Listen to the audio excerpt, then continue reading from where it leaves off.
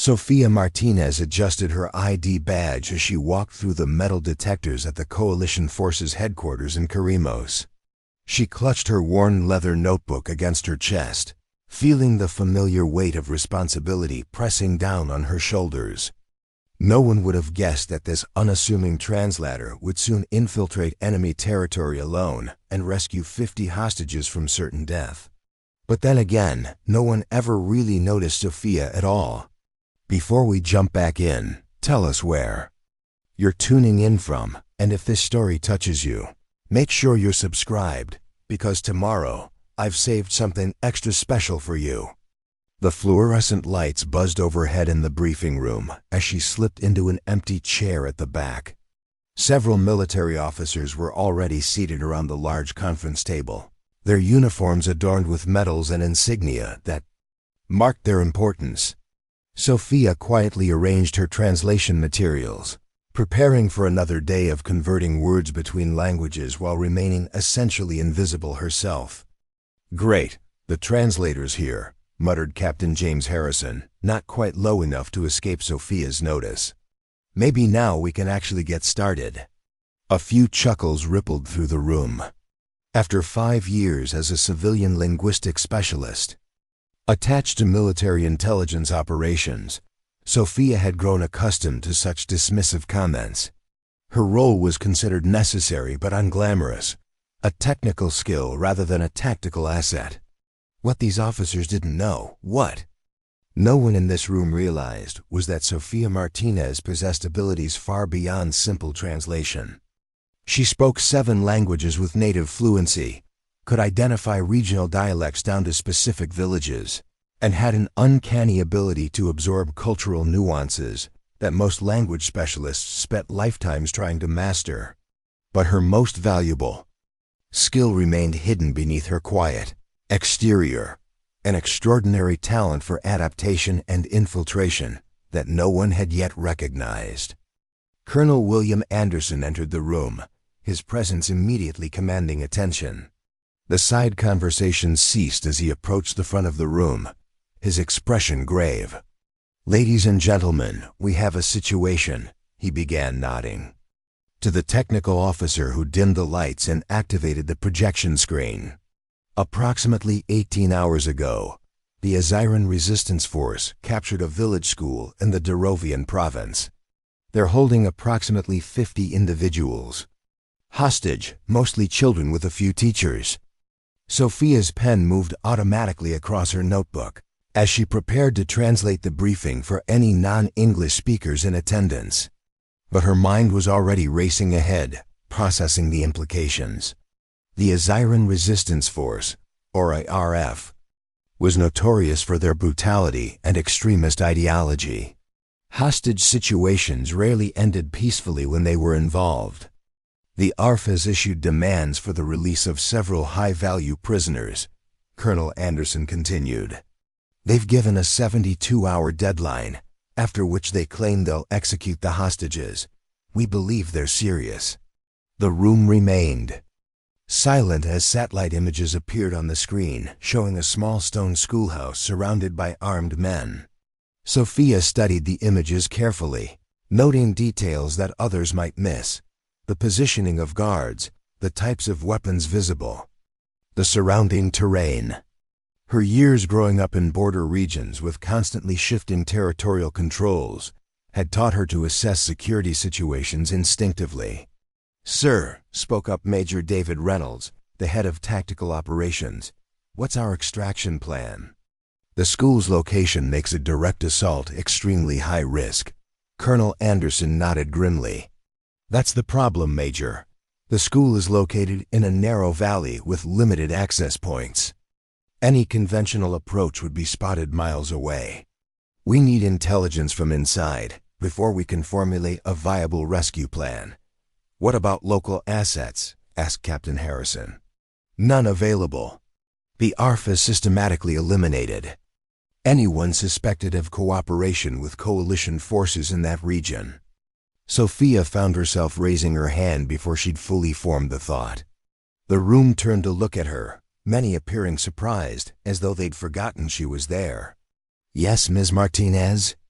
Colonel Anderson acknowledged, his tone suggesting mild curiosity about what a translator might contribute to tactical planning. "Sir, I'm familiar with that region," Sophia said, her voice steadier than she expected. "My mother's family is from a village less than 20 miles from that location. I speak the local dialect, not just the standard language." The colonel's expression shifted slightly. "That's helpful for intelligence analysis, Ms. Martinez, but we need more than language expertise. We need eyes inside." Sophia took a deep breath. "What I'm saying, sir, is that I could potentially get inside. I know the cultural markers, how people dress, move, interact. I understand the social protocols. I could pass as a local." A moment of silence followed her suggestion, then Captain Harrison laughed sharply. "You're a translator, Martinez, not a field operative." "With all due respect, Captain," Sophia replied, her eyes never leaving Colonel Anderson's, "my background extends beyond translation. Before joining the coalition, I worked with humanitarian aid organizations in contested territories. I've navigated hostile environments before." What she didn't mention was that her childhood had been spent crossing borders, some legally, some not. Her father, a journalist who specialized in conflict zones, had taught her how to blend in, how to observe without being observed, how to become whoever she needed to be to survive.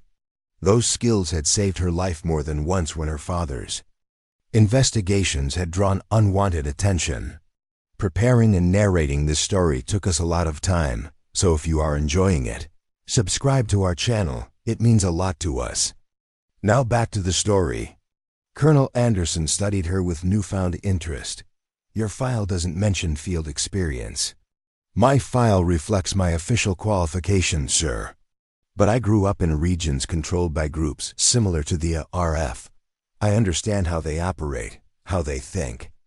The colonel seemed to be weighing something in his mind. "See me after the briefing, Ms. Martinez." The meeting continued, with various officers discussing potential approaches, none of which seemed promising. Sophia listened carefully, continuing her notes while mentally preparing for her private conversation with the colonel. When the briefing concluded, she remained in her seat as the others filed out, some casting curious glances her way. When the room had emptied, Colonel Anderson gestured for her to join him at the front. "That was an unexpected suggestion, Ms. Martinez. I understand it's unorthodox, sir." "It's more than unorthodox, it's practically suicidal." His tone wasn't dismissive but concerned. "You're a civilian contractor, not trained for infiltration operations." Sophia met his gaze directly. "My father was Carlos Martinez." Recognition flickered in the colonel's eyes. Carlos Martinez had been a legendary journalist known for accessing territories and groups that remained impenetrable to others. His exposures on war crimes and human rights abuses had influenced international policy for decades, before his assassination 5 years earlier. "I see," the colonel said quietly, "but that doesn't qualify you for this kind of operation." "I accompanied my father on many of his assignments from the time I was 13, sir. He taught me everything he knew about moving through hostile territory undetected." Sophia paused, then added the part she rarely shared. "After his death, I continued his last investigation, alone, and successfully extracted his final sources from a territory controlled by extremists." Colonel Anderson's eyebrows rose slightly. "That's not in your file either.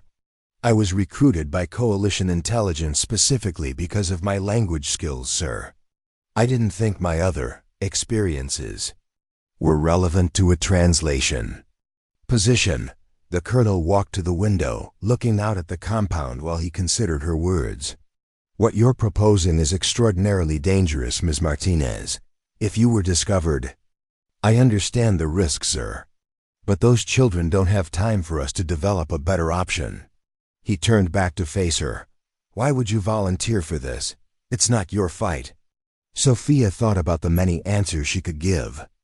About justice, about duty, about the value of innocent lives. But the truth was simpler, and more personal. My father died trying to expose atrocities committed against children in conflict zones, sir. He believed that bearing witness wasn't enough, that sometimes you had to act. I believe that too. Something in her words seemed to resonate with the colonel. I'll need to discuss this with Intelligence Command. In the meantime, prepare a detailed assessment of your capabilities and relevant experience. And Ms. Martinez? This conversation doesn't leave this room. Understood, sir. As Sophia left the briefing room, she felt a strange mix of fear and purpose. For 5 years, she had hidden behind her translator's notebook, keeping her head down, doing important but safe work while trying to outrun the shadows of her past. Now she was volunteering to step directly into danger, to become visible in ways that terrified her. That evening, Sophia sat in her small quarters on the base, drafting the capability assessment the colonel had requested. She described her experiences crossing borders, adapting to local customs, and extracting information from hostile communities. She detailed her knowledge of the region where the school was located, including familial connections that could potentially provide cover. What she wrote surprised even her. Seeing her experiences laid out, chronologically revealed a lifetime of preparation for exactly this kind of mission. Languages weren't just words to Sophia. They were gateways to understanding how people thought, how societies functioned, how power operated in different cultural contexts. Her father had taught her that truly mastering a language meant being able to think in it, dream in it, become someone else within it. As she wrote, memories surfaced that she had carefully packed away. The first time her father had taken her across a checkpoint using false papers when she was 14. The year they had spent in a mountain village learning dialects that few outsiders had ever documented. The night they had escaped from armed militants by blending into a wedding celebration, dancing and singing as though they belonged while danger searched for them just outside. Most painfully, she remembered the last communication from her father before his death. "Trust your instincts, Sophia," he had written. "You see what others miss. You understand what others can't. Don't let fear silence that gift." For 5 years, she had done exactly that, allowed fear to silence her deeper capabilities. After her father's murder, after completing his final investigation at great personal risk, Sophia had sought safety and anonymity. The translator's role had been perfect, essential enough to be respected, but invisible enough to be forgotten. A knock at her door interrupted her thoughts.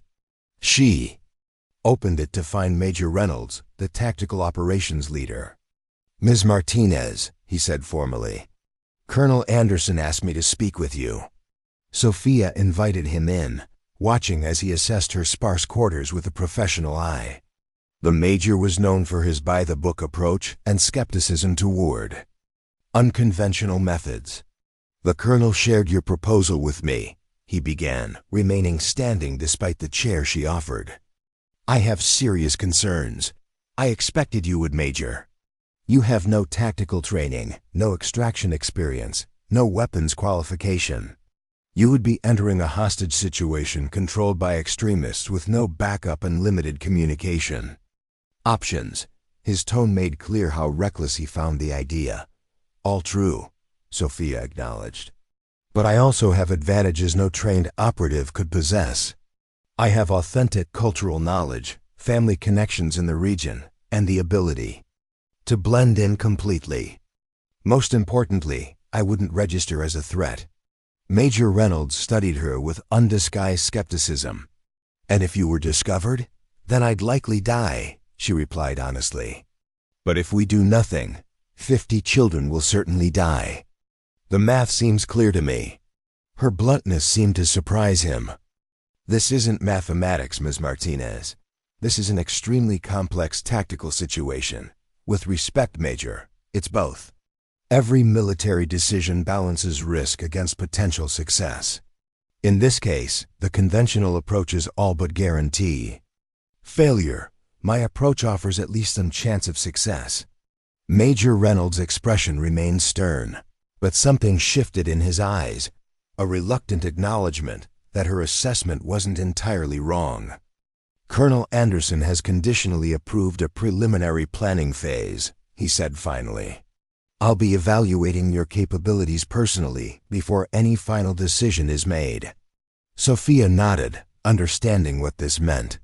She would need to prove herself to one of the most demanding officers on the base, a man who had spent his career training elite soldiers for high-risk operations. "When do we start?" she asked. "Now," he replied. "Pack whatever you would take for the actual infiltration. You have 10 minutes. The next 12 hours were the most intense of Sophia's life.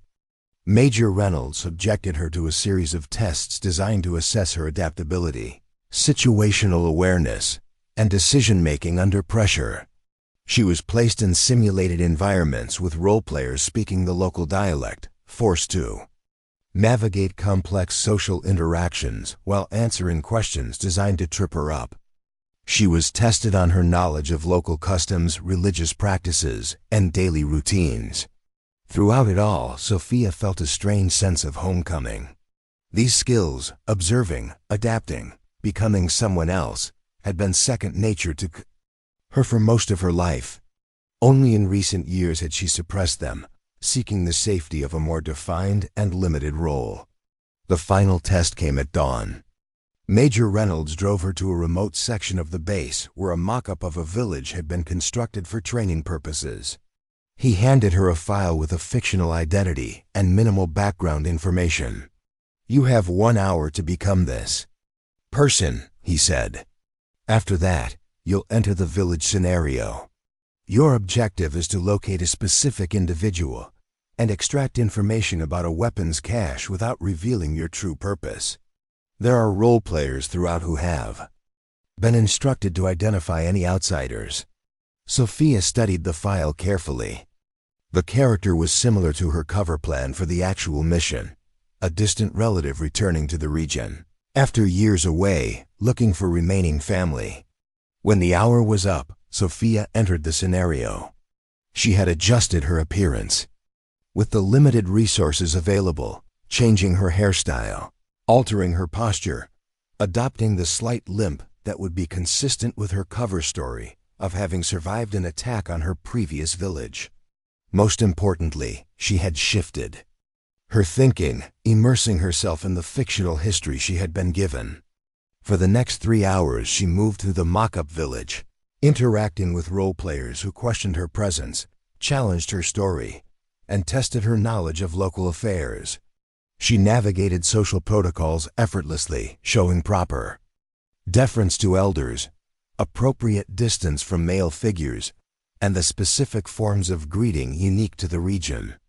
By the time she located the target individual and cleverly extracted the required information through an exchange about family connections, even the role-players seemed to have forgotten she wasn't truly one of them.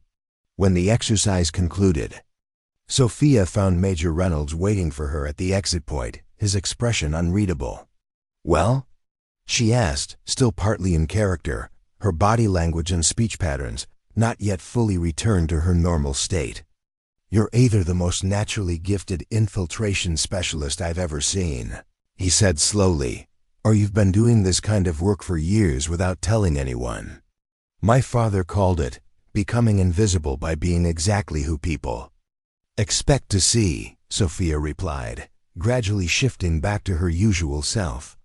"It was how we stayed alive." Major Reynolds nodded thoughtfully. "Colonel Anderson is waiting for my assessment. And? I think you might actually be able to do this," he paused. "But that doesn't mean you should. The risks remain extreme."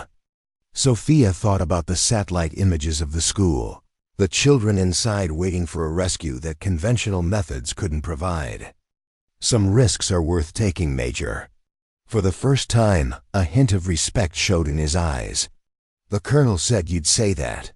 When they returned to headquarters, Sophia was surprised to find not just Colonel Anderson waiting, but a small team of specialists gathered in a secure planning room.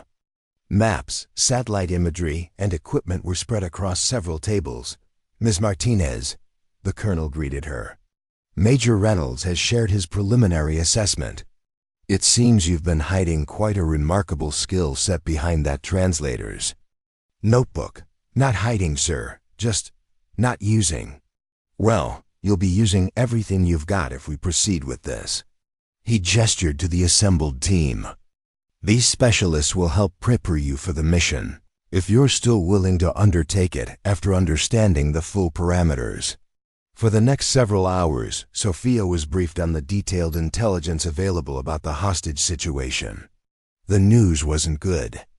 The RF had consolidated their position around the school, establishing defensive positions that would make a conventional assault all but impossible without significant casualties among the hostages. Surveillance indicated that the children were being held in the main classroom while the teachers were detained separately, likely to prevent them from organizing resistance. The mission parameters were straightforward in concept, but dauntingly complex in execution. Sophia would enter the region undercover as a returning relative, make her way to the village near the school, gather critical intelligence on guard positions and hostage conditions, and establish communication with coalition forces to guide a potential rescue operation. Your primary role is intelligence gathering, Colonel Anderson emphasized, not direct intervention. Under no circumstances are you to attempt to engage the hostage-takers alone. Sophia nodded, though something in her expression must have conveyed her thoughts. I mean it, Ms. Martinez, the colonel said firmly. This isn't a one-person rescue mission. It's a critical intelligence operation. Understood, sir. The technical specialist, Lieutenant Sarah Collins, approached with a small case. We've developed some specialized equipment for you. She opened the case to reveal items that appeared completely ordinary. A prayer beads necklace, a small metal brooch, a compact mirror. The prayer beads contain an emergency transmitter. Squeeze the largest bead firmly 3 times to activate. The brooch has a miniature camera that will capture images when you tap it twice. The mirror contains a micro SD card with encrypted satellite phone capabilities, extremely short range but untraceable.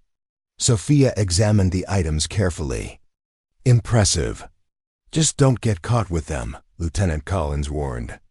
They'll pass casual inspection, but any serious search would reveal their true nature. As the day progressed, Sophia worked with the team to refine her cover identity, memorize critical intelligence requirements, and practice emergency protocols. By evening, the reality of what she had volunteered for was setting in. She would be completely alone in hostile territory, surrounded by extremists with minimal communication options and no immediate extraction plan. Major Reynolds found her later that night as she sat alone in the mess hall, a cup of untouched coffee growing cold before her. Having second thoughts? He asked, sitting across from her. No, Sophia replied honestly. Just processing what's ahead. It's not too late to back out. No one would think less of you, she smiled faintly. That would require people to think of me at all, Major. Just the translator, remember? He had the grace to look slightly embarrassed. Perhaps we've underestimated you. It's all right. Being underestimated has its advantages. She pushed the cold coffee aside. My father used to say that people reveal their truest selves when they think no one important is listening. Is that why you became a translator? To hear what people really think. Sophia considered the question. I became a translator because languages saved my life, repeatedly. When you truly understand how people communicate, not just their words but their cultural context, you gain a kind of power. You can move between worlds in ways that others can't. And now you'll use that power to save those children. I'll try, she corrected. There are no guarantees. Major Reynolds studied her with newfound respect. You know, in all the planning and preparation today, you never once asked about extraction, about how you'll get out once you've gathered the intelligence. Because that's secondary, Sophia said simply. The children come first. He nodded. Slowly. Get some rest, Martinez. Tomorrow you stop being just the translator and become something else entirely. As Sophia finally returned to her quarters, she found herself thinking about identity, how fluid it could be, how we choose which parts of ourselves to reveal and which to keep hidden. For years, she had chosen the safety of limitation, defining herself narrowly to avoid the dangers that came with her father's legacy.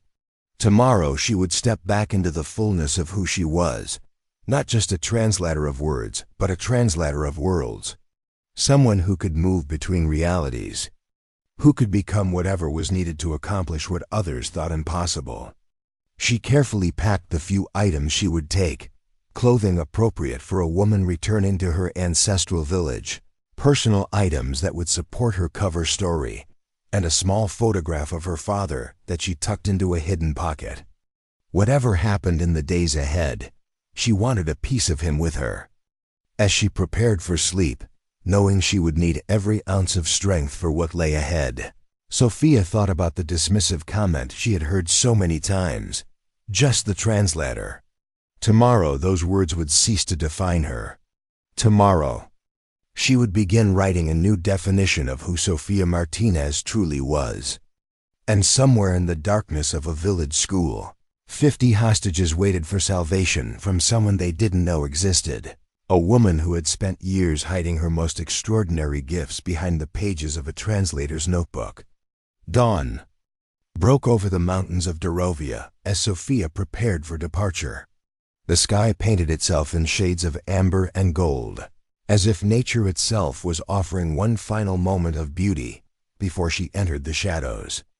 She stood alone on the airfield, dressed in the simple clothing of a rural Dorovian woman, a long skirt, modest blouse, and headscarf that framed her face according to local custom. Gone were all traces of the coalition-based translator. In her place stood Leila Nazari, a woman returning to find distant relatives after losing her immediate family in a neighboring province. "Final checks," said Lieutenant Collins, approaching with a small bag. "These documents will get you through any checkpoints." She handed Sophia identification papers that showed signs of wear, as though they'd been carried for years. The backstory is consistent with regional displacement patterns. You were from Bashir province, fled during the conflicts 3 years ago, and have been living in a refugee settlement near the capital. Sophia examined the documents, noting the authentic stamps and worn creases. "These are impressive." "They should be. They cost us a fortune in bribes to get the real thing." Collins lowered her voice. "The woman whose identity you're assuming is safe relocated to a coalition-protected zone last month. But her story is known in the region, which gives you a solid cover." Major Reynolds joined them, carrying a small cloth bundle. "Last-minute intelligence," he said, handing it to Sophia. "The ARF has increased checkpoints along the main roads. You'll need to take the route we discussed through the Highland Passes." Sophia nodded, tucking the bundle into her bag. What looked like simple bread and cheese concealed a tiny update to her communications equipment, a signal booster disguised as a traditional amulet that would extend the range of her emergency transmitter. "The transport will take you to the border crossing at Vashkar," Reynolds continued. "After that, you're on your own. The local contact will meet you at the market in Nazran village if everything goes according to plan." "Things rarely do," Sophia replied with a faint smile. For the first time, Reynolds' expression softened slightly. "Martinez, be careful out there." The transport was an unmarked truck carrying agricultural supplies, a common sight in the border regions. Sophia rode in the back, hidden among sacks of grain and agricultural tools. As they approached the Vashkar crossing, she felt the familiar quickening of her pulse, the body's natural response to danger that her father had taught her to acknowledge but never surrender to. "Fear sharpens your senses," Carlos Martinez had told her during their first border crossing when she was barely a teenager. "The key is to use it, not be used by it." The truck stopped. Sophia heard voices, border guards questioning the driver. She remained perfectly still, controlling her breathing as footsteps approached the back of the vehicle. The tarp covering was pulled aside, and sunlight flooded in along with the face of a border guard. His eyes swept over the cargo, passing over Sophia as she sat hunched among the grain sacks, her posture conveying the exhaustion and resignation common to refugees in the region. He barked a question in the local dialect. "Just trying to reach my cousin's village," Sophia responded in perfect regional accent, her voice weary and slightly tremulous. "I have my papers." She fumbled in her bag, producing the documents with the appropriate mixture of nervousness and deference. The guard examined them, squinting at the photograph, then at her face. Sophia maintained the perfect balance, meeting his eyes briefly as respect required, then lowering her gaze as befitted a woman of her supposed background. After what seemed an eternity, he grunted and handed back the documents. The tarp dropped, plunging her back into dimness. Minutes later, the truck rumbled forward. Sophia released the breath she'd been partially holding. First test passed, but it was only the beginning. The truck deposited her at a small trading post several miles from the border. From here, she would continue on foot, following goat paths through the highlands to avoid the main checkpoints. As the vehicle disappeared in a cloud of dust, Sophia felt a moment of profound solitude. She was truly on her own now, in territory controlled by hostile forces, with 50 lives depending on her success. She adjusted her headscarf, checked that her hidden equipment was secure, and began walking toward the mountain path, her gait matching the unhurried pace of local women. The weight of her mission settled on her shoulders with each step, but so did a strange sense of authenticity. For the first time in years, she was using all of her abilities, not just the narrow slice that fit within her translator's role. The highland path was treacherous, narrow trails cutting across steep slopes with loose rocks that threatened to give way underfoot. By midday, the sun beat down mercilessly, and Sophia's water supply was already half depleted. But the route offered critical advantages. It was rarely patrolled and provided excellent vantage points of the valleys below. At one such overlook, Sophia paused to rest and survey the terrain. In the distance, she could see the village of Nazarene where her contact awaited. Beyond it, nestled in the adjacent valley, was the school where 50 hostages faced an uncertain fate. She used the compact mirror to scan the area, its hidden camera capturing images of RF checkpoints and patrol patterns visible from her elevated position. As she continued her journey, Sophia's thoughts turned to the children held captive. In the schoolhouse, what were they experiencing now? Were they being treated humanely, or had terror already broken some of them? She had seen the aftermath of similar situations during her work with her father, the vacant eyes of children who had witnessed too much, whose innocence had been shattered by adult conflicts. That thought hardened her resolve. Whatever the risks, whatever the cost, those children deserved a chance to reclaim their childhood. They deserved to know that they hadn't been abandoned, that someone was willing to cross mountains and face danger to bring them home. By late afternoon, Sophia approached Nazarene village. From a distance, it appeared peaceful.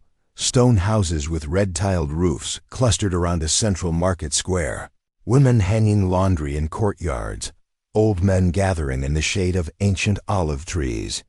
But her trained eye caught the signs of occupation, the tension in people's movements, the conspicuous absence of young men, the RF fighters positioned at key points throughout the settlement. Sophia entered the village as evening prayers were being called, joining a group of women heading toward the square. She kept her head slightly bowed, her posture suggesting fatigue from travel, while her eyes constantly scanned for threats or opportunities. The market was closing for the day, vendors packing away unsold goods as the faithful moved toward the small mosque at the village center. According to the mission briefing, her contact would identify her by asking about spices from the northern province, a seemingly innocent question that would stand out only to someone expecting it. Sophia moved among the remaining market stalls, examining produce and occasionally asking prices to establish her cover as a traveler seeking to replenish supplies. "The melons from the valley are sweeter this season," said an elderly woman selling. "Dried fruits and nuts from a small table. But nothing compares to the spices from the north. Have you tried them recently?" Sophia felt a flood of relief. The contact had found her. "Not since I left Vashir," she replied with the pre-arranged response. "I miss the flavor of home." The woman nodded almost imperceptibly. "My daughter has rooms to let for travelers. Very modest but clean. Perhaps you would prefer to rest there instead of the village inn. That's very kind. I would appreciate it." The woman, who introduced herself as Fatima, led Sophia through winding alleys to a small house set against the village's outer wall. Inside, the home was simple but well kept, with hand-woven rugs covering the stone floors and copper cookware hanging from the kitchen walls. Fatima bolted the door behind them, and immediately her demeanor changed. The stooped posture straightened, the rheumy eyes sharpened with intelligence. "You are either very brave or very foolish to come here," she said in a clear, strong voice that belied her apparent age. "The ARF has eyes everywhere." "I could say the same about you," Sophia replied. "Helping the coalition is a death sentence in these territories." Fatima's weathered face creased in a bitter smile. "They took my grandson from his classroom 3 days ago. What is death compared to that?" The woman led Sophia to a back room and pulled a rolled carpet aside, revealing a trapdoor. Below was a small cellar where a radio set was concealed behind stacked preserves. "I was part of the resistance during the Civil War," Fatima explained. "Some skills you never forget." Over a simple meal of flatbread and lentil stew, Fatima shared what she knew about the school situation. The ARF had arrived without warning, surrounding the building during morning classes. Their leader, a commander known as Rashid the Ghost Kazemi, was using the hostages as leverage to force the release of 3 high-ranking ARF officials recently captured by coalition forces. "They've separated the children by age," Fatima explained. "The youngest are in the main classroom. Older boys are held in the assembly hall, older girls in the library. Teachers are detained in the administrative offices." "Guards?" Sophia asked, committing the details to memory. "At least 20 fighters, heavily armed. They rotate positions every 4 hours. Rashid himself stays in the headmaster's office." Fatima hesitated. "There's something else. My sources say they've wired the building with explosives. If anyone attempts a rescue," Sophia felt ice in her veins. The stakes had just risen exponentially. Not only would she need to gather intelligence on guard positions and hostage locations, but she'd also need to identify the explosive devices and their trigger mechanisms before any rescue could be attempted. "I need to get closer," she said. "Is there a way to approach the school without being seen?" Fatima considered this. "There's an old irrigation tunnel that runs from the eastern orchard to the school grounds. It was used to water the school garden before modern pipes were installed. My grandson used it sometimes to sneak out of classes." Her voice caught slightly. "The entrance is hidden among the olive trees. Would the RF know about it?" "Unlikely. It's been sealed on the school end for years. But a determined person could break through." Sophia absorbed this critical information. "I'll need to investigate tonight." "Impossible," Fatima said firmly. "Patrols are heaviest at night. You'd never make it to the orchard, but tomorrow." She paused, thinking. Tomorrow is the weekly market. People come from surrounding villages. In the commotion, you might slip away unnoticed. Frustrated but acknowledging the wisdom, Sophia nodded. "Then I'll use tonight to prepare." After Fatima retired to her room, Sophia carefully activated her communication device, transmitting the day's intelligence back to coalition headquarters. The signal was weak, but the booster concealed in her amulet strengthened it just enough to establish connection. She reported her safe arrival, the contact with Fatima, and the critical information about the explosives.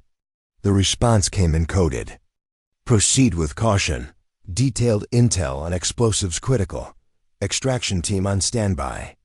Sophia shut down the device, knowing that extended transmission increased the risk of detection. She then spread a village map Fatima had provided across the floor, studying approach routes to the school and potential observation points. The irrigation tunnel was a game-changer. If it truly provided access to the school grounds, she might gather the needed intelligence without alerting the RF to her presence. Sleep came fitfully that night. Sophia's dreams were haunted by images of children with frightened eyes, of explosions tearing through ancient stone walls, of failure with its unbearable consequences.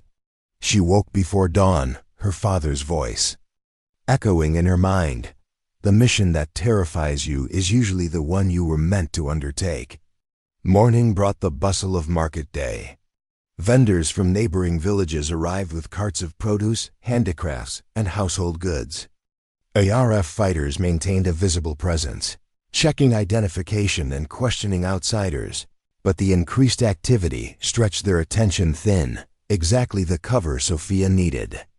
Dressed as a local woman with a basket of purchases, Sophia moved through the crowded square, her senses alert to any unusual scrutiny. Fatima had provided a hand-drawn map to the orchard and tunnel entrance, which Sophia had memorized and destroyed. As the market reached its mid-morning peak, she gradually worked her way toward the village's eastern edge. The olive orchard lay just beyond the last row of houses, its gnarled trees providing welcome shade and concealment. Sophia moved deeper among the trees, counting rows until she reached the area Fatima had described. The tunnel entrance was hidden beneath a seemingly abandoned tool shed, its weathered wood blending perfectly with the surrounding landscape. Checking that she was unobserved, Sophia slipped inside the shed and located the trapdoor beneath a pile of rotting burlap sacks. It opened with a protesting creak, revealing a narrow shaft with rusted metal rungs leading into darkness. Taking a deep breath, she began her descent. The tunnel was lower and narrower than she had anticipated, forcing her to crouch as she moved forward. Years of disuse had left it partially collapsed in sections, requiring her to squeeze through tight spaces where the ceiling had given way. The air was stale and thick with dust, making each breath a conscious effort. Sophia's world narrowed to the few feet of tunnel visible in the dim light, filtering through cracks above. Time lost meaning as she pushed forward, ignoring the scrapes. On her hands and knees, focusing entirely on reaching the school. After what seemed like hours, but was likely only 40 minutes, she encountered the sealed end Fatima had mentioned, a wall of packed earth and stones, blocking the passage. Working carefully to minimize noise, Sophia began removing stones, one by one, creating a small opening. As she worked, she could hear sounds from above, children's voices, muffled but recognizable. The school. She was directly beneath it. The opening widened enough for Sophia to peer through. She found herself looking into a small storage space, likely part of the school's basement. It was dimly lit by a single high window and appeared unoccupied. With a final effort, she cleared enough debris to squeeze through, pulling herself up. Into the storage room. Dust-covered and breathing heavily, Sophia took a moment to orient herself. The storage room contained old desks, broken chairs, and stacked textbooks, the accumulated cast-offs of an underfunded rural school. A wooden staircase led upward, presumably to the main floor. She checked her hidden equipment, the prayer beads transmitter, the camera brooch, the mirror communicator, all intact despite the difficult journey. Then, moving with absolute silence, Sophia approached the stairs and listened intently for any sound of guards. Hearing nothing immediate, she crept up the stairs to a door that opened into a hallway. Through a small gap, she could see that the corridor was empty at the moment. School posters lined the walls, children's artwork, educational diagrams. A calendar frozen on the date the RF had arrived. Sophia slipped into the hallway, immediately pressing herself against the wall and assessing her surroundings. According to Fatima's information, the main classroom with the youngest children would be to her left, the assembly hall with the older boys straight ahead, and the library with the older girls to her right. The administrative offices where the teachers were held would be on the upper floor. A sudden sound of footsteps forced Sophia to duck into the nearest room, a janitor's closet barely large enough to conceal her. Through the slitted vents in the door, she watched as two armed men walked past, their conversation confirming they were changing guard positions. Once they passed, Sophia activated the camera in her brooch, capturing images of their weapons, equipment, and the walkie-talkies that suggested how they communicated. For the next hour, Sophia moved through the building's lower level like a ghost, using her exceptional situational awareness to avoid detection while documenting critical details. She confirmed the location of the hostages exactly as Fatima had described. The youngest children, perhaps 20 of them between ages 5 and 8, were indeed in the main classroom, supervised by two guards. Through a window in the door, Sophia could see their small faces, some tear-stained, others blank with shock. The sight sent a surge of determination through her. These children needed more than intelligence gathering, they needed action. Moving. To the assembly hall, she verified that 15 older boys were being held there, under heavier guard, 4 armed men who looked more alert than those watching the younger children. The library, as expected, contained the older girls, also under guard. But it was when Sophia located the explosive devices that the true horror of the situation became clear. They weren't just rigged at entry points as a deterrent to rescue attempts. They were positioned throughout the building, near each group of hostages. The ARF hadn't just taken hostages. They had created a death trap designed to ensure that no one would survive a failed rescue attempt. Sophia carefully documented each explosive location with her concealed camera, noting their type and likely trigger mechanisms. Her father had insisted she learn about such devices during their work in conflict zones, not to use them, he'd explained, but to avoid being used by them. As she worked her way toward the administrative section to locate the teachers, Sophia heard voices approaching, one of them speaking with the authority that suggested leadership. She ducked into an empty classroom, leaving the door slightly ajar to observe. Commander Rashid Kazemi walked past, surrounded by 3 lieutenants. Known as the Ghost for his ability to appear and disappear without warning, Rashid had a reputation for both tactical brilliance and merciless cruelty. In person, he was younger than Sophia had expected, perhaps 35, with an educated manner that made his extremism all the more chilling. "The deadline is tomorrow at noon," he was saying to his men. "If our demands aren't met by then, we execute the teachers first, one every hour.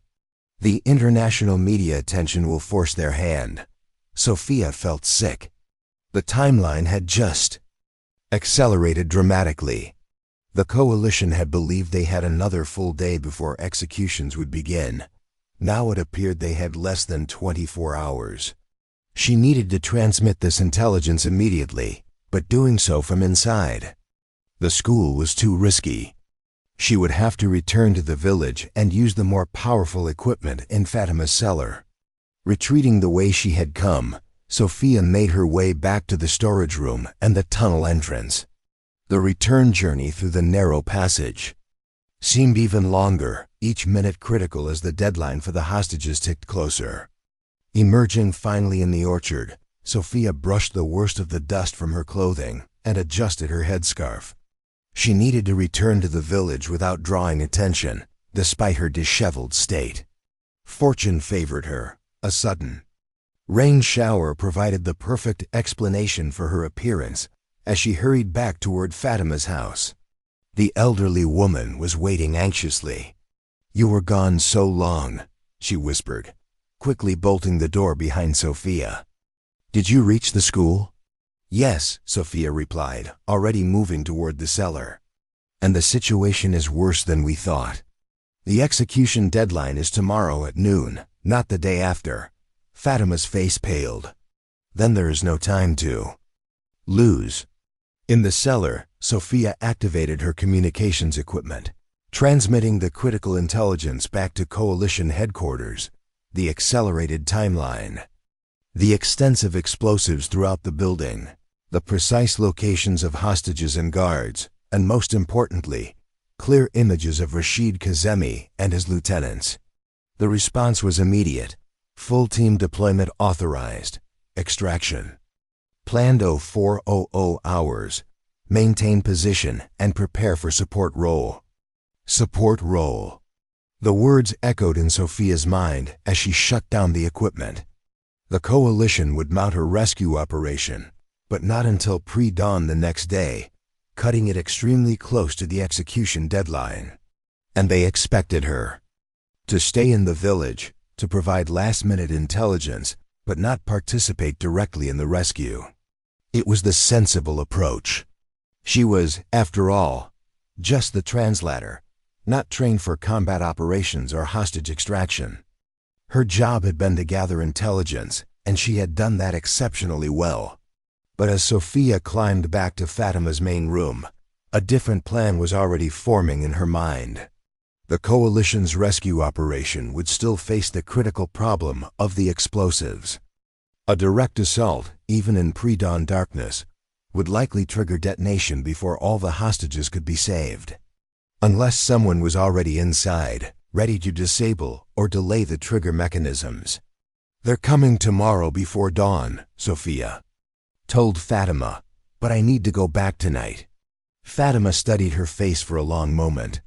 You're not just gathering information anymore, are you? No, Sophia admitted. I'm going to help free those children. Instead of objecting, Fatima nodded slowly. Then you'll need this. She disappeared into another room, returning with a small cloth bundle. Inside was a pistol, old, but well-maintained. From the Civil War, she explained. I kept it, thinking, someday I might need to protect my family.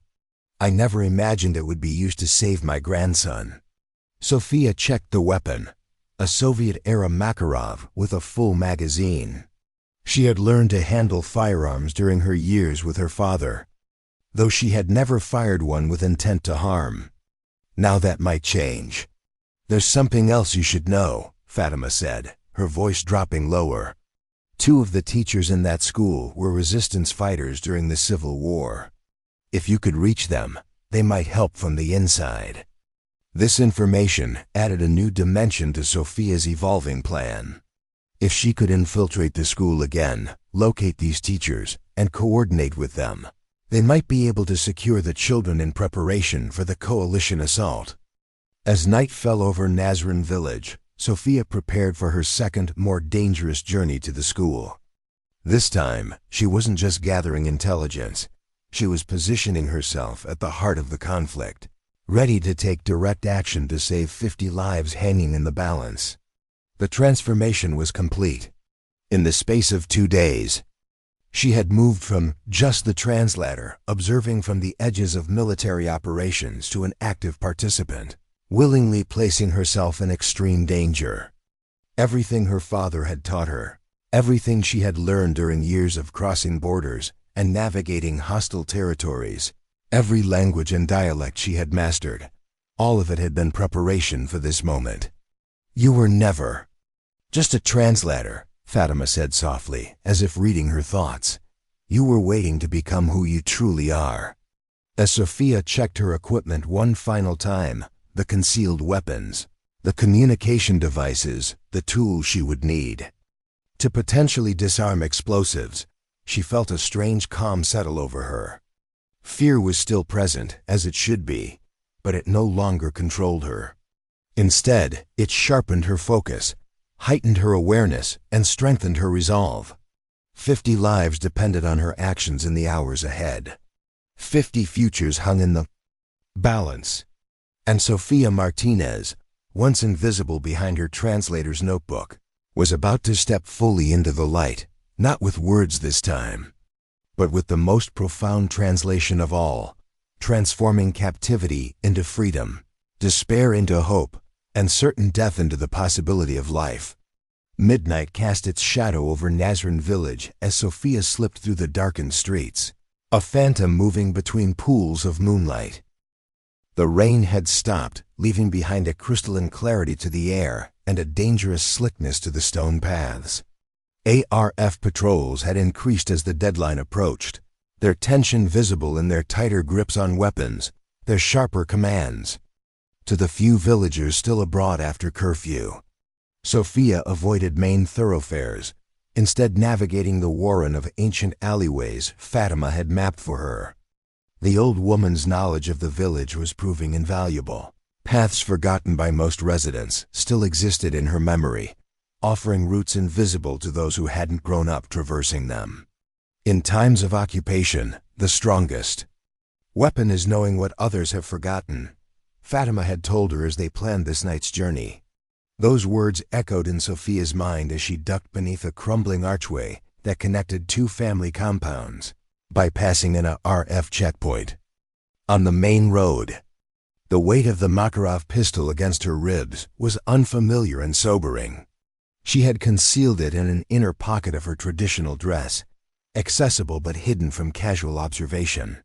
The weapon represented a threshold Sophia had never expected to cross, the line between observer and combatant. Yet here she was, armed not just with languages but with the potential for lethal force, should it become necessary to protect the hostages or herself. Reaching the eastern edge of the village took longer than during daylight hours. Twice Sophia was forced to hide in doorways as patrols passed, pressing herself into shadows and controlling her breathing until danger moved beyond hearing. The orchard, when she finally reached it, offered welcome concealment among its ancient trees, their gnarled trunks like sentinels standing watch in the darkness. The tool shed concealing the tunnel entrance appeared undisturbed, no footprints in the soft earth surrounding it, no signs that the RF had discovered this secret passage. Sophia slipped inside, securing the door behind her before opening the trapdoor to the tunnel below. The darkness that greeted her was absolute, forcing her to rely on touch as she descended the rusted ladder into the earth. This journey through the tunnel was even more challenging than the first. Without daylight filtering through cracks above, Sophia navigated by memory and instinct, her hands tracing the rough walls, her feet testing each step before committing her weight. The absolute darkness awakened primitive fears of being trapped, of running out of oxygen, of becoming lost in the labyrinth beneath the earth. She pushed these thoughts aside, focusing instead on the children waiting above, unaware that help was literally beneath their feet.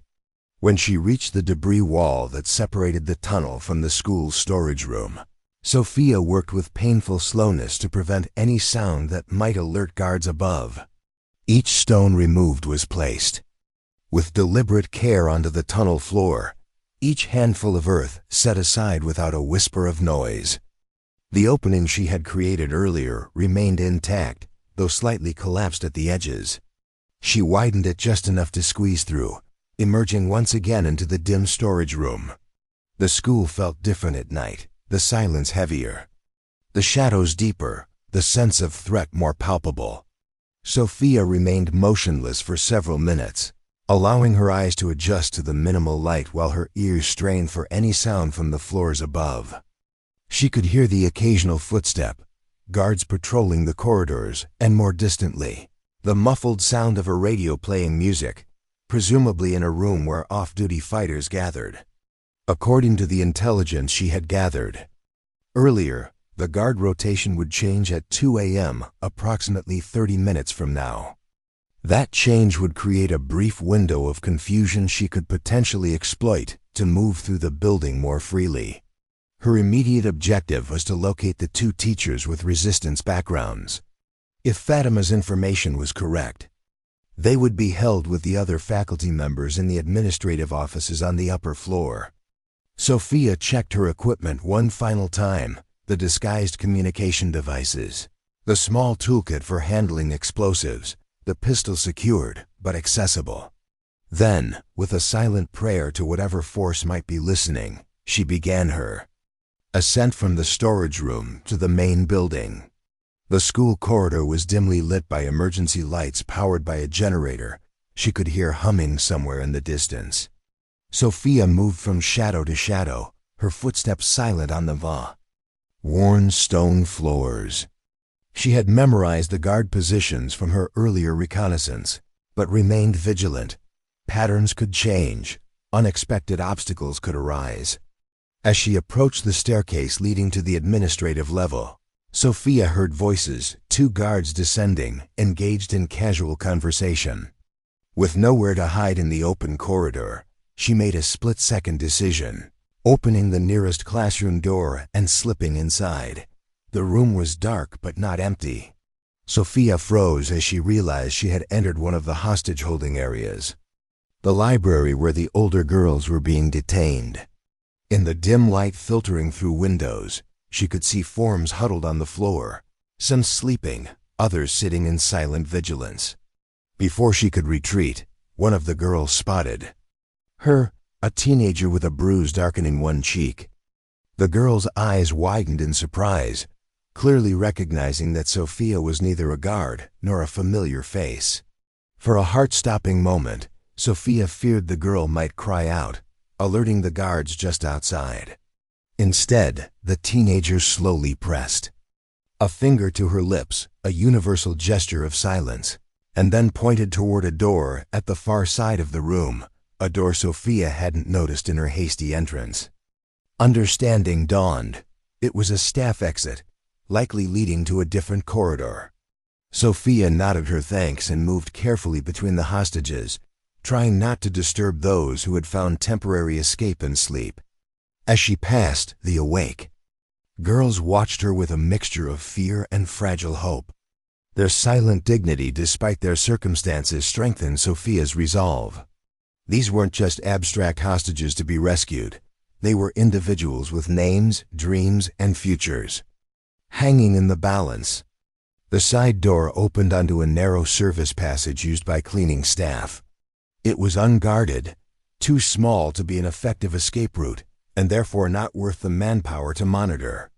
This oversight provided Sophia with a protected path to the administrative section where the teachers were being held. The passage terminated in a small utility closet adjacent to the headmaster's office, now Commander Rashid's command center. Through the thin wall, Sophia could hear voices discussing the next day's planned executions, the clinical detachment in their tone sending chills through her body. Rashid was instructing his lieutenants on how the killings would be filmed for maximum propaganda impact. The female teachers first, his voice directed. The international media is always more affected by women's deaths. Begin with the youngest, the literature teacher. A different voice responded, obsequious, eager to please. What about the 2 older ones?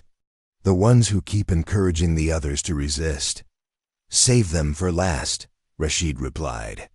I want them to witness the consequences of their defiance before they die. These had to be the former resistance members Fatima had mentioned. Sophia needed to reach them, but first she needed to determine exactly where they were being held and how heavily they were guarded. Waiting until the voices in the headmaster's office moved on to other topics, Sophia eased out of the utility closet and into the administrative corridor. Unlike the classroom sections, this area had regular patrols. She could hear the rhythmic footsteps of a guard approaching from around the corner. Ducking into an administrative assistant's office, Sophia hid behind a filing cabinet as the guard passed. Through a window in this office, she could see into what had been the teacher's lounge across the courtyard. Now it served as a detention cell for the school's faculty. In the harsh light of a single bare bulb, Sophia counted 8 adults. 6 women and 2 men, sitting or lying on the floor. 2 guards stood watch, one at the door, another by the window, both armed with assault rifles. Sophia needed to identify the resistance veterans among them. As she studied the group, her attention was drawn to two women sitting slightly apart from the others. Unlike their colleagues who projected fear or resignation, these women maintained an alertness, an awareness of their surroundings that spoke of combat experience. One was in her 60s with steel-gray hair pulled back severely from a weathered face. The other was younger, perhaps 40, with the compact build of someone accustomed to physical hardship. These had to be her targets.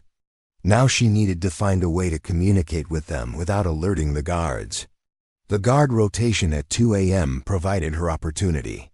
As predicted, the change created a brief window of confusion. Outgoing guards providing updates to their replacements, attention focused on procedural details rather than potential intruders. Sophia used this distraction to move to the courtyard, separating the main building from the teacher's lounge. The courtyard presented a dangerous crossing, open space illuminated by moonlight, visible from multiple windows. Sophia waited until clouds momentarily obscured the moon, then moved swiftly across the exposed ground to the exterior of the teacher's lounge. A narrow maintenance ladder attached to the side of the building provided access to the roof. From there, Sophia found what she was looking for, a small ventilation window that opened into the room's ceiling space.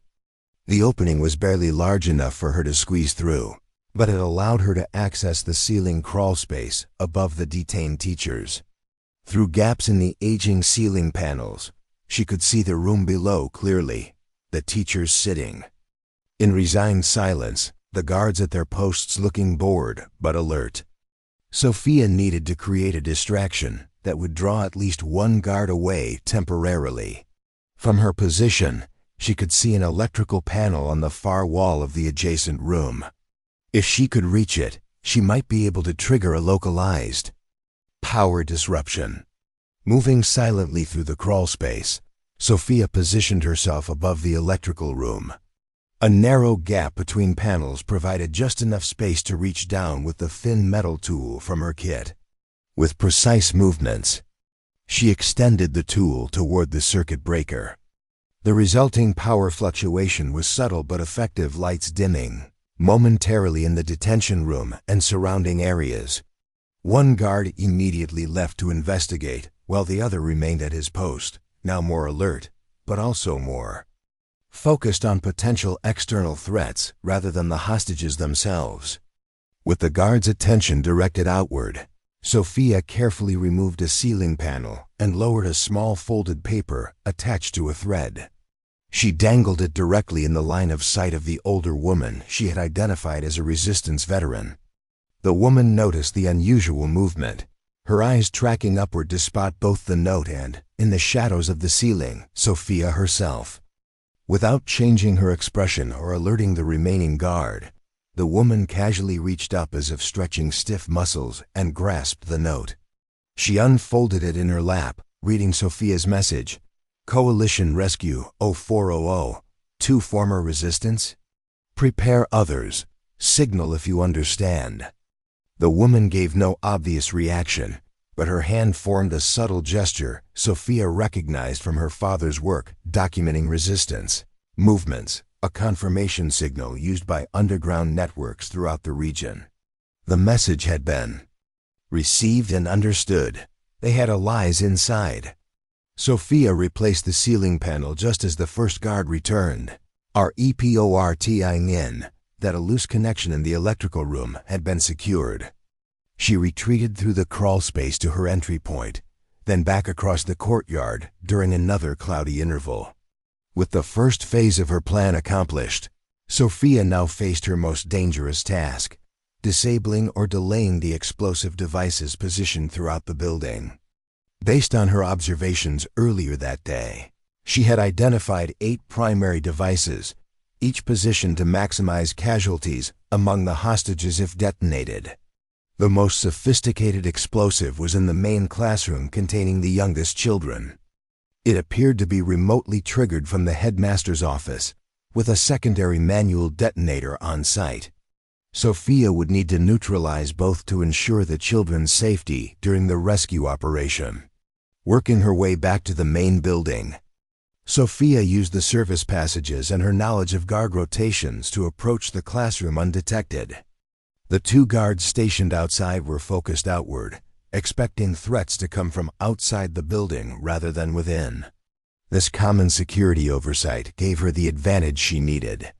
Through the classroom window, Sophia could see the sleeping forms of young children, huddled together on the floor with inadequate blankets, some whimpering in troubled dreams.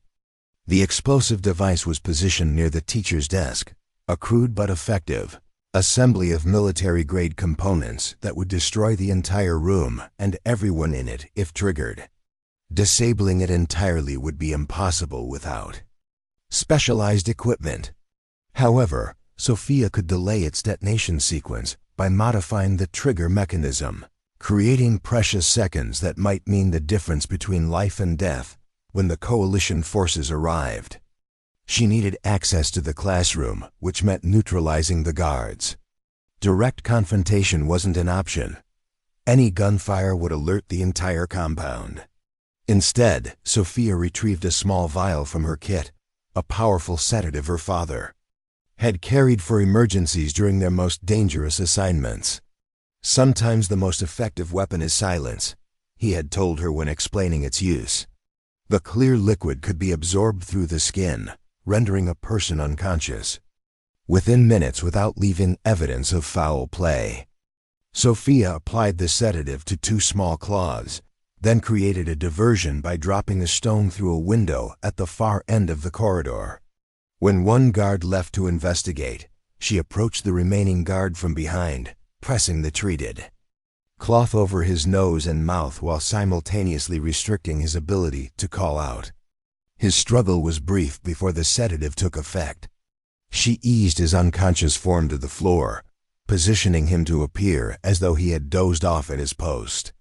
The second guard received similar treatment upon his return, creating a window of opportunity before the next patrol would discover them. Sophia slipped into the classroom, moving silently among the sleeping children to reach the explosive device. The mechanism was exactly as she had assessed earlier, designed for maximum destruction with minimal sophistication. Using tools from her kit, Sophia carefully modified the trigger relay, inserting a delay component that would give precious seconds between activation and detonation. She couldn't prevent the explosion entirely, but she could create a critical buffer that might allow for evacuation. As she worked, a small hand touched her arm. Sophia turned to find a young girl, perhaps 6 years old, watching her with solemn eyes that had seen too much. "Are you an angel?" the child whispered, her voice barely audible. Sophia's heart constricted. "No, little one. Just a friend who wants to help you get home. The bad men said no one is coming for us." "They're wrong," Sophia replied, gently, smoothing the girl's tangled hair. "Help is coming very soon. But I need you to be brave and quiet for a little while longer. Can you do that?" The girl nodded, her expression serious beyond her years. "I can be brave." "Good, now go back to sleep, and when you wake up, this will all be over." The child returned to her makeshift bed among her classmates, but not before giving Sophia's hand a squeeze that conveyed both trust and hope, the most precious commodities in any conflict zone. With the first explosive modified, Sophia proceeded to the other devices throughout the building. Each presented unique challenges, requiring adaptations to her approach, but her father's training proved invaluable. By 3:30 a.m., she had addressed 7 of the 8 explosives, creating delay mechanisms that would provide vital seconds during the evacuation. The final device, located in the assembly hall where the older boys were held, proved more problematic. It was more sophisticated than the others, with redundant trigger systems and anti-tampering measures. As Sophia studied it, she realized this was the primary device, likely designed to trigger the others in sequence. Modifying it would require more time and expertise than she possessed. Instead, she focused on the power supply, carefully disconnecting and rerouting wires to create a weak point in the system. It wasn't a perfect solution, but it might cause a critical failure at the moment of detonation, potentially preventing the chain reaction that would activate the other devices. With this task completed, Sophia had less than 30 minutes before the coalition forces would arrive. She needed to get into position to assist with the evacuation when the operation began. According to the plan transmitted to her, the rescue team would approach from the north, using the cover of pre-dawn darkness to reach the school perimeter. They would breach at multiple points simultaneously, prioritizing the rooms containing hostages. Sophia's role was to facilitate from within, guiding the rescue teams to the hostages, assisting with evacuation, and providing real-time intelligence about any changes in the ARF positions. To do this effectively, she needed a vantage point, with visibility of both the school's interior and the approaching coalition forces. The headmaster's office, now Commander Rashid's command center, was currently empty, the commander having retired to rest before the planned executions. It offered windows facing north toward the coalition's approach route and interior views of the main corridor. Sophia made her way there, using the service passages to avoid the increased guard presence in the pre-dawn hours. The office contained evidence of Rashid's preparations, execution orders arranged in a neat stack, camera equipment for documenting the killings, and most critically, the primary detonator for the explosive network. It was a simple device, a modified cell phone connected to a transmitter. One call would trigger the entire system, destroying the school and everyone inside it. Sophia carefully documented the detonator with her concealed camera, transmitting the images to the coalition team so their explosives experts would know exactly what they were dealing with. Then she positioned herself near the window, watching for the first signs of the rescue operation while monitoring guard movements in the corridors below. At precisely 3:55 a.m., 5 minutes before the planned breach, Sophia observed a subtle shift in the darkness beyond the school perimeter, shapes moving with the disciplined precision that marked special operations forces. The rescue team had arrived. Simultaneously, something unexpected happened inside the school. The two teacher resistance veterans had mobilized their fellow hostages, creating a controlled disruption that drew guard attention away from the northern perimeter. The women had understood Sophia's message completely, becoming active participants in their own rescue rather than passive victims awaiting salvation. The synchronicity was perfect. External forces approaching as internal allies created strategic diversions. Sophia activated her emergency transmitter, sending the prearranged signal that conditions were optimal for the breach to begin. At exactly 4 a.m., the world exploded into action. Coalition forces breached multiple entry points simultaneously, using shaped charges designed to minimize structural damage while creating access routes. The sound of concussion grenades reverberated through the building as special operations teams entered with precision and controlled aggression. Sophia's role shifted instantly from observer to active participant, using her knowledge of the building's layout and the hostage locations. She guided the nearest rescue team toward the main classroom containing the youngest children. Her fluency in both English and the operator's tactical language allowed her to convey critical details rapidly: the number of hostages, the positions of guards, and most importantly, the location and status of the explosive devices. Primary device in assembly hall, 7 secondaries throughout building. She reported to the team leader, a special forces captain who showed no surprise at finding her already inside. All have been modified with delay mechanisms except the primary, which has a compromised power supply. Remote detonator in headmaster's office. The captain nodded, immediately relaying this information to the explosive specialists accompanying the team. Extraction sequence? Youngest children first, Sophia responded, already moving toward their location. Then older girls in library, older boys in assembly hall, teachers in administrative wing. The operation proceeded with remarkable efficiency, each rescue team moving directly to their assigned targets without wasted movement or hesitation. The ARF fighters, despite their preparedness, were overwhelmed by the speed and precision of the assault. Some surrendered immediately, others attempted resistance only to be neutralized with minimal force. Sophia led the first team to the classroom where the youngest children were held. The guards had been subdued by the entry team, and the children were being woken gently by female operators trained in handling traumatized hostages. Sophia recognized the little girl who had spoken to her earlier, her eyes wide with a mixture of fear and hope. "Remember what I told you," Sophia said, kneeling beside her. "It's time to go home." The girl nodded solemnly, then reached out to take Sophia's hand. Other children followed suit, forming a human chain as they were led from the classroom toward the extraction point. Their trust, given so freely after days of terror, was both heartbreaking and inspiring. As the first group of children reached safety, Sophia returned to guide the team assigned to the library where the older girls were held. Here, she found that the teenage hostages had already organized themselves into an orderly evacuation, guided by the instructions Sophia had passed through the sealing hours earlier. Their discipline under pressure spoke volumes about human resilience in the face of terror. Throughout the building, similar scenes unfolded, hostages moving toward extraction points, rescue teams securing routes and neutralizing threats. The carefully orchestrated chaos of a complex operation, executing almost perfectly, almost.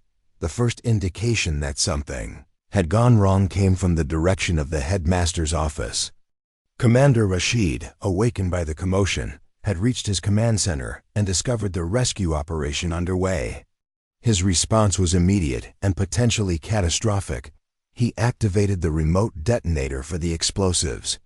Sophia, who was guiding a group of teachers toward an extraction point, heard the distinctive electronic tone of the detonation signal. Time seemed to slow as understanding dawned. The modified triggers were activating, the delay mechanism she had installed now the only buffer between 50 lives and annihilation. "Explosives triggered," she shouted to the nearest operator. "Evacuation priority maximum. We have seconds, not minutes." The training of the special operations teams proved its worth in this moment of crisis. Without panic or hesitation, they accelerated the evacuation procedures, physically carrying those who couldn't move quickly enough, forming human shields around the most vulnerable hostages. Sophia's modifications to the explosive devices created the critical delay that allowed the evacuation to continue, each device requiring precious additional seconds to complete its detonation sequence after receiving the trigger signal. The compromised power supply on the primary device in the assembly hall further disrupted the chain reaction, causing some secondary devices to fail entirely. But not all the hostages had been evacuated. The final group, including the 2 teacher resistance veterans, was still moving toward the extraction point when the first explosion tore through the administrative wing. The blast wave knocked Sophia to the ground, debris raining down around her as the building began to disintegrate.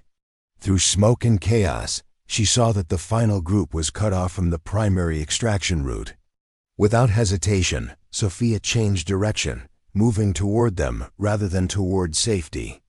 "This way," she called, leading them toward the storage room and the tunnel entrance she had used to infiltrate the school. Alternative exit through the basement. The small group, 3 teachers and 2 operators protecting them, followed Sophia through smoke-filled corridors as secondary explosions continued to rock the building. The structure was failing around them, support beams crashing down, walls collapsing into rubble. Reaching the storage room seemed to take an eternity, each step a battle against spreading fire and structural collapse. When they finally arrived, Sophia quickly located the tunnel entrance, now partially blocked by fallen debris. "Help me clear this," she directed, already pulling aside broken furniture and fallen ceiling tiles.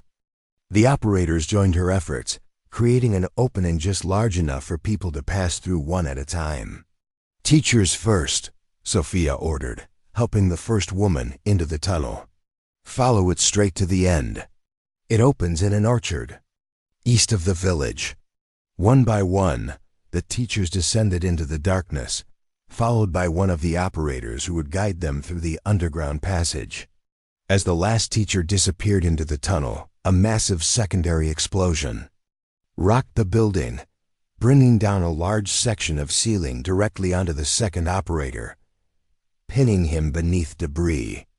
Sophia rushed to his side, finding him conscious but unable to move as flames spread rapidly through the room. "Go," he urged, his voice strained with pain. "The building's coming down. Get yourself out." "Not without you," Sophia replied, already searching for a way to free him. The debris was too heavy to lift, but perhaps she could create leverage.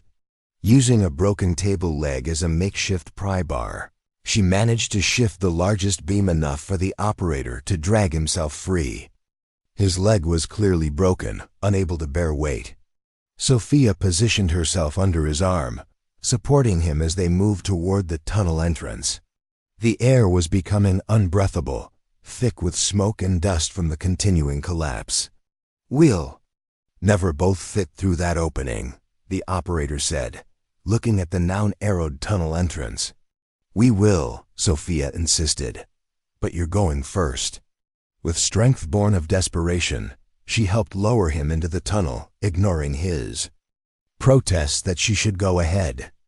Only when he was safely through did Sophia attempt to follow, squeezing through the constricted opening as flames licked at her clothing. The journey through the tunnel was a nightmare of darkness, smoke, and the constant fear of collapse from above. Sophia crawled behind the injured operator, sometimes pushing him forward when his strength flagged, sometimes dragging herself through spaces barely wide enough for her body. Above them, the school continued to disintegrate, the vibrations sending cascades of dirt and stone into the tunnel. Several times they were forced to dig through partial collapses, the air growing thinner with each passing minute. When they finally emerged into the pre-dawn grayness of the orchard, Sophia found that the other evacuees had already been met by additional coalition forces. Medical personnel rushed forward to take charge of the injured operator, while others quickly led the group toward extraction vehicles waiting beyond the village perimeter. Sophia stood shakily, surveying the scene before her. In the distance, the school building was fully engulfed in flames, secondary explosions still sending debris high into the air. Coalition forces had established a secure perimeter, and medical teams were treating the freed hostages. The operation had succeeded, not perfectly, but against all odds, the majority of hostages had been saved. As the adrenaline of immediate danger began to fade, Sophia felt the accumulated injuries from her ordeal, burns on her hands from the fire, cuts from debris, bruises from falls during the evacuation. But more profound than physical pain was the emotional impact of what she had just experienced. The transition from observer to active participant in a life-or-death struggle that had tested every skill she possessed. A medical officer approached, insisting she receive treatment. As they walked toward the aid station, Sophia passed groups of rescued children, being reunited with parents who had rushed to the extraction point upon hearing of the rescue. Their tearful embraces, their expressions of disbelief and joy, their whispered reassurances, these were the true measure of the night's success. One small figure broke away from the groups and ran toward Sophia, the little girl who had asked if she was an angel. Without hesitation, the child threw her arms around Sophia's waist. "You kept your promise," she said simply. "You made the bad men go away." Sophia knelt to the child's level, her voice soft but steady. "And you were very brave, just like you said you would be." As dawn broke over the mountains of Dorovia, painting the sky in shades of hope, Sophia Martinez stood among those she had helped save, no longer just the translator observing from the periphery, but a woman who had found her voice in action, her purpose in courage, and her identity in the space between languages where the truest translations occur. The girl who had once hidden behind her notebook had stepped fully into her power, reminding everyone who had underestimated her that sometimes the most extraordinary heroes are the ones we fail to see until the moment they refuse to be overlooked any longer. The Coalition Forward Operating Base buzzed with activity as medical teams treated the rescued hostages and debriefing sessions began for those involved in the operation. Sophia sat on the edge of a field hospital bed, wincing slightly as a medic applied burn ointment to her hands. The physical pain was manageable: superficial burns, minor lacerations, smoke inhalation that made her voice raspy, but the emotional aftermath was more complex. Every time she closed her eyes, she saw the school collapsing, heard the children crying, felt the desperate rush to evacuate before the explosives claimed lives. "You need rest," the medic advised, finishing the bandaging. "These burns will heal, but exhaustion can compromise your recovery." Sophia nodded absently, her attention drawn to the adjoining treatment area where the rescued children were receiving care. Their resilience astonished her, some already smiling, others comforting younger kids, all of them somehow finding their way back from the edge of trauma toward something resembling normalcy. "Ms. Martinez," a voice interrupted her thoughts. Colonel William Anderson stood at the entrance to her treatment cubicle, his uniform dusty from the operation, but his posture still military precise. "If you're feeling up to it, there are some people who'd like to speak with you." Before she could respond, the treatment area curtain parted and Major David Reynolds entered, his tactical gear removed, but the intensity of the operation still evident in his expression. Behind him came Lieutenant Sarah Collins from Technical Operations, and to Sophia's surprise, General Robert Hayes, the regional commander whose authorization had been necessary for the rescue mission. "Sir," Sophia attempted to stand, a reflexive response to the general's presence, but he waved her back to her seat. "Stay put, Martinez. You've earned the right to remain seated," General Hayes said, his weathered face serious but with unmistakable respect in his eyes. "I've just reviewed the preliminary reports of this operation. Extraordinary doesn't begin to cover it." Sophia shifted uncomfortably under the attention. "The coalition forces executed the rescue brilliantly, sir. I was just the translator." Major Reynolds interrupted, a ghost of a smile softening his typically stern features. "I think we've established that's not an accurate job description anymore." The group exchanged glances that suggested prior discussion about her role. Colonel Anderson stepped forward, consulting a tablet with operation details. "Let me summarize what just the translator accomplished," he began, his tone mixing professionalism with undisguised admiration. "Infiltrated hostile territory alone, established contact with local allies, conducted reconnaissance of the target location, identified explosive devices, modified those devices to delay detonation, coordinated with hostages to prepare for extraction, guided special operations teams through the building during the rescue, and personally led the final group to an alternative extraction route when primary exits were compromised." He looked up from the tablet. "Have I missed anything?" "The intelligence she gathered on Commander Rashid was invaluable," Lieutenant Collins added. "Facial recognition confirmed his identity during the operation. He's been on our high-value target list for 3 years." Sophia absorbed their words with a sense of disconnect. The person they described seemed different from the woman who had spent years translating documents and briefings, careful to remain in the background, hesitant to draw attention to herself. "What happens now?" she asked, suddenly aware that her role had fundamentally changed. She could never go back to being invisible, to being just anything. General Hayes pulled a chair forward, sitting to bring himself to eye level with Sophia. It was an unusual gesture of equality from a high-ranking officer to a civilian contractor.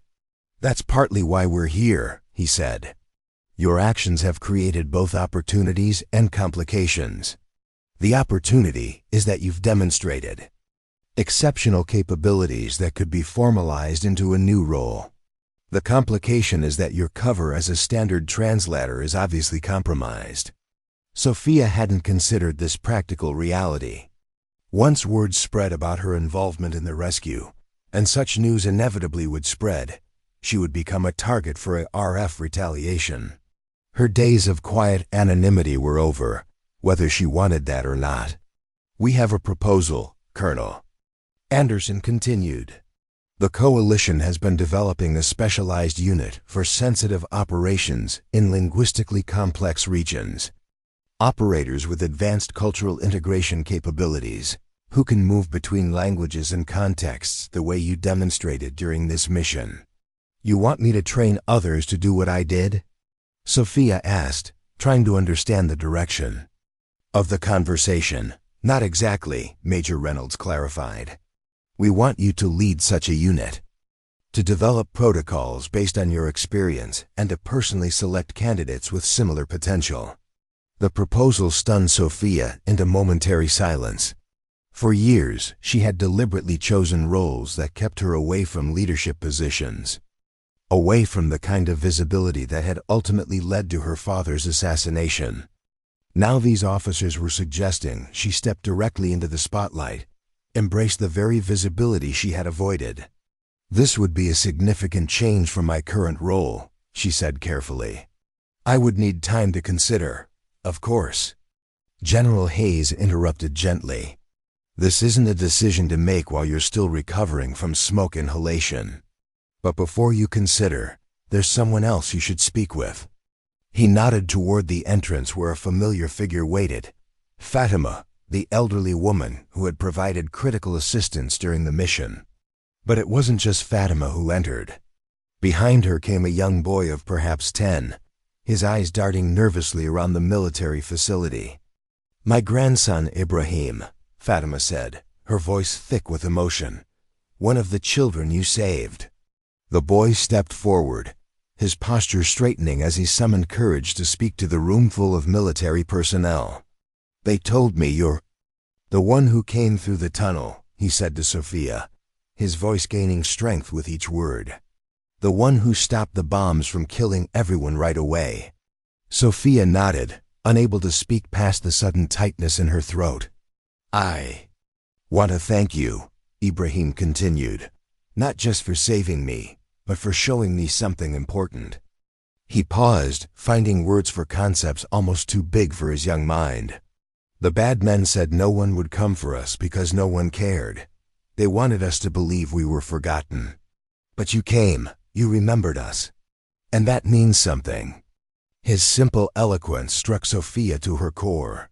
This child understood something profound about human connection, about the moral imperative to act when others are suffering. In that moment, she saw her father in Ibrahim, the same unflinching recognition of difficult truths, the same innate dignity. "You're welcome," she managed, extending her bandaged hand to the boy. He took it carefully, mindful of her injuries. "I'm glad you're safe now." After Fatima and Ibrahim were escorted to the family reunification area, the military officers left Sophia to rest, agreeing to continue their discussion once she had recovered. Alone for the first time since the rescue, she finally allowed herself to process the events of the past 72 hours, the transformation from background figure to central actor, the weight of lives depending on her decisions, the realization that she possessed capabilities she had deliberately suppressed for years. Sleep claimed her eventually, but it was fitful and filled with dreams where she was running through endless corridors, searching for children hidden behind doors she couldn't open. She woke disoriented, momentarily unsure where she was until the sterile environment of the medical unit came into focus. Bad dreams? The voice belonged to Dr. Elizabeth Winters, the base psychologist who specialized in post-operation trauma. She sat in a chair beside Sophia's bed, her presence unobtrusive but steadying. "Standard issue, I imagine," Sophia replied, pushing herself to a sitting position. Corridors, locked doors, people I can't reach. Dr. Winters nodded. Very common after high-stress operations, especially first experiences. She paused, studying Sophia with professional interest. Though from what I understand, this wasn't actually your first high-risk situation.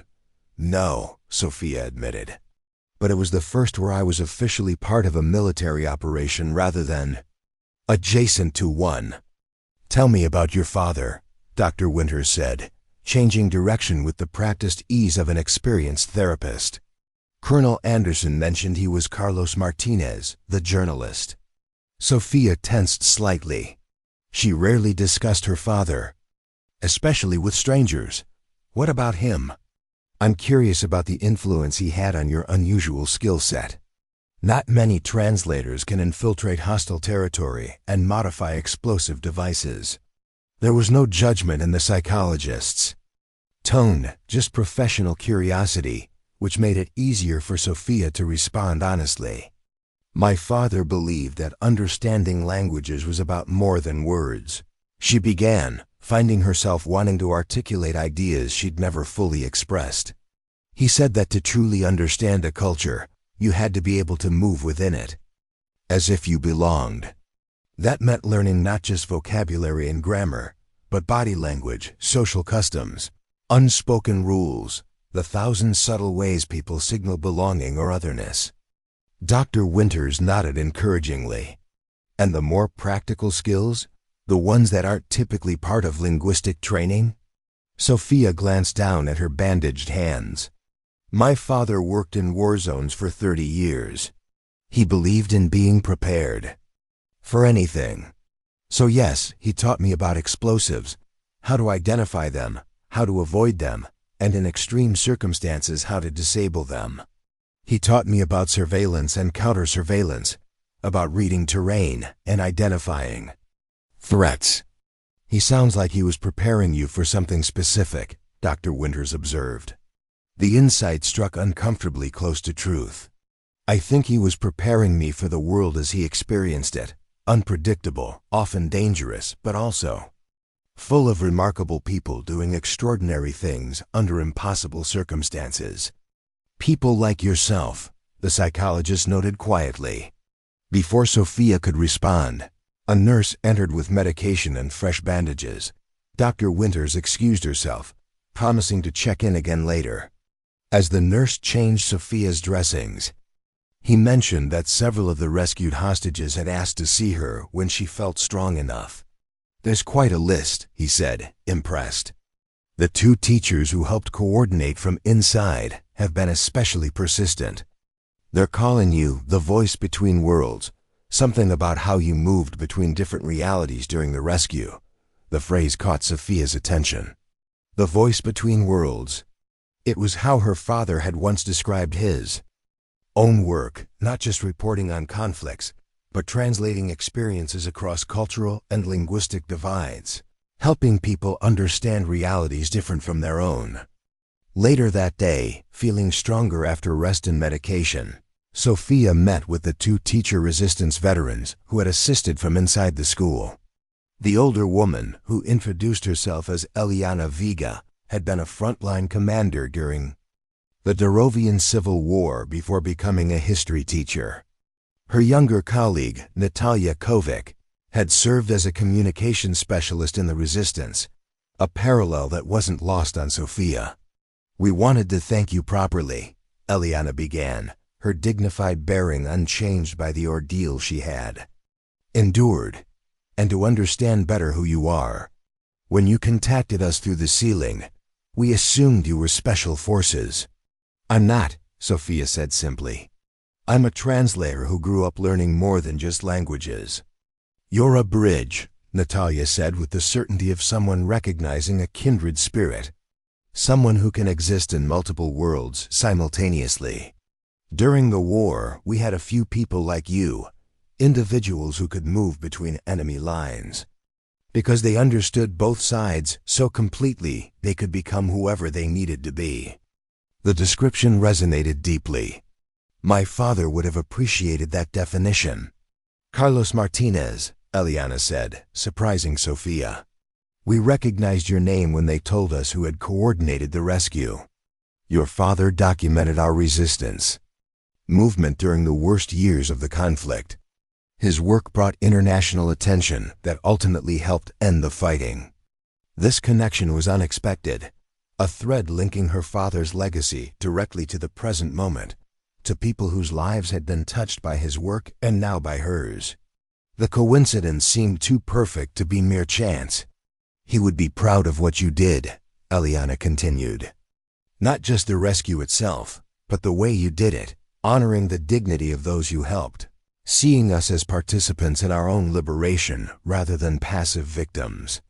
Their conversation continued, touching on the details of the operation and the situation in the region, but returning repeatedly to this theme of bridges and translation, not just between languages but between experiences, perspectives, and worlds.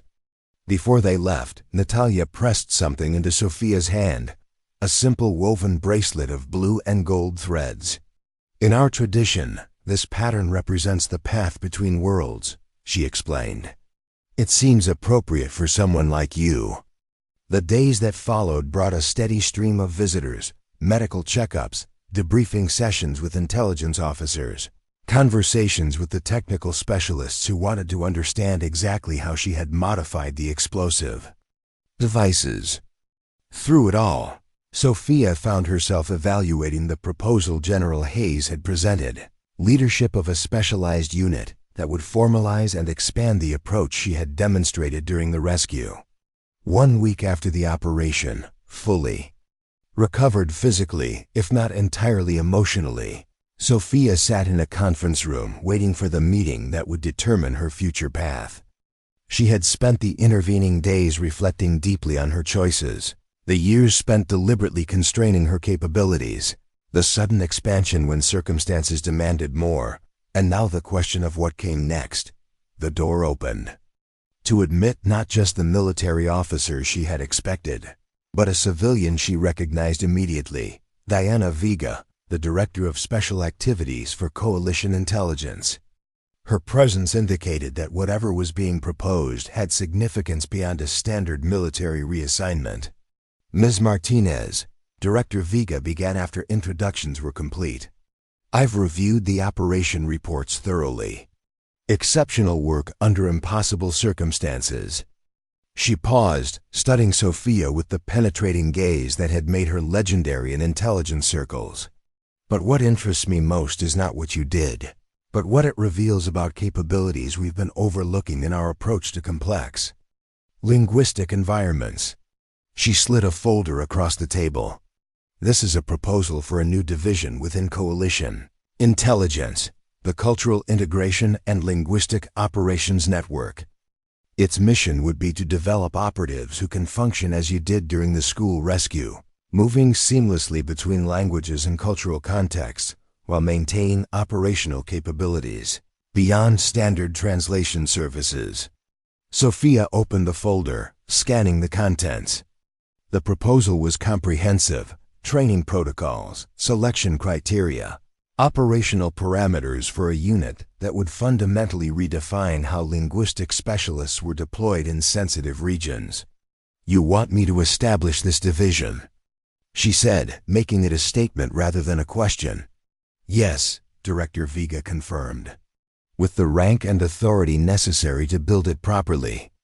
This wouldn't be an advisory role, Ms. Martinez. You would have operational command and significant autonomy in developing the program. The offer was far beyond anything Sophia had anticipated. Not just a specialized role, but leadership of an entirely new approach to intelligence operations. It represented a complete inversion of the path she had chosen after her father's death, a deliberate step into precisely the kind of visibility she had avoided for years. May I ask why me? Sophia said, looking around the table at the assembled leadership. There must be others with similar capabilities and more formal training in command structures. Major Reynolds, who had been quiet until now, leaned forward. 3 weeks ago, I would have agreed with that assessment. But what you demonstrated during the hostage rescue wasn't just skill or training. It was a fundamental understanding of how to move between worlds while maintaining core mission. Focus. That can't be taught in conventional programs. There's something else, Colonel Anderson added. When we debriefed the rescued hostages, particularly the children, a pattern emerged. They trusted you instinctively because you communicated with them as individuals, not just as operational objectives.